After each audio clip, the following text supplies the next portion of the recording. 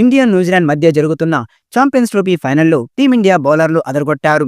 India స్పిన్నర్ల దెబ్బకు Kiwis జట్టు తక్కువ స్కోరుకే పరిమితమైంది. 50 ఓవర్లలో 251 పరుగులు చేసింది.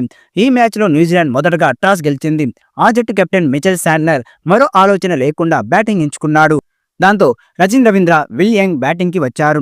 విల్ యంగ్ ఆచితూచి ఆడగా మరోవైపు రచిన్ రెచ్చిపోయాడు.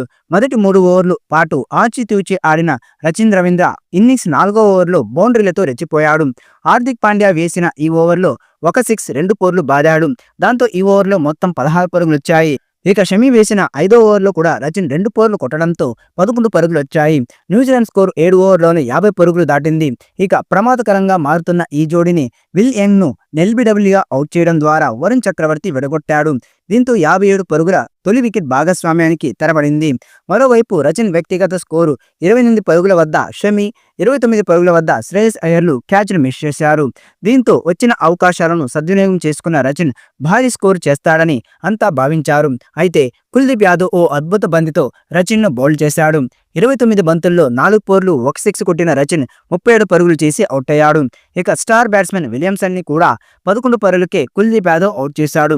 దాంతో 165 పరుగులకే న్యూజిలాండ్ 5 వికెట్లు కోల్పోయింది. ఈ నేపథ్యంలో డారెల్ మిచెల్ హాఫ్ సెంచరీ చేసి జట్టును ఆదుకునే ప్రయత్నం చేశాడు. ఇక బ్రేస్వెల్ కూడా హాఫ్ సెంచరీ చేసి కివీస్ స్కోర్ను 250 పరుగులకు దాటించాడు. మిచెల్ 63 పరుగులు చేయగా బ్రేస్వెల్ 53 పరుగులు చేశాడు.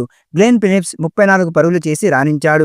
టీమిండియా బౌలర్లో కుల్దీప్ యాదవ్, వరుణ్ చక్రవర్తి తలో 2 వికెట్లు తీయగా జడేజా, షమి తలో వికెట్ తీశారు. దాంతో న్యూజిలాండ్ జట్టు 50 ఓవర్లో 7 వికెట్లు కోల్పోయి 251 పరుగులు మాత్రమే చేసింది.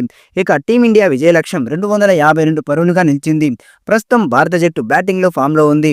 ఓపెనర్లు రోహిత్ శర్మ, శుభమన్ గిల్తో పాటు విరాట్ కోహ్లీ, శ్రేయస్ అయ్యర్, కేఎల్ రాహుల్ రాణిస్తే ఫైనల్లో టీమిండియా విజయం సాధించి ఛాంపియన్స్ ట్రోఫీ విజేతగా నిలిచే అవకాశం ఉంది. మరి టీమిండియా బ్యాటింగ్లో ఎలాంటి ప్రదర్శన చేస్తుందో చూడాలి.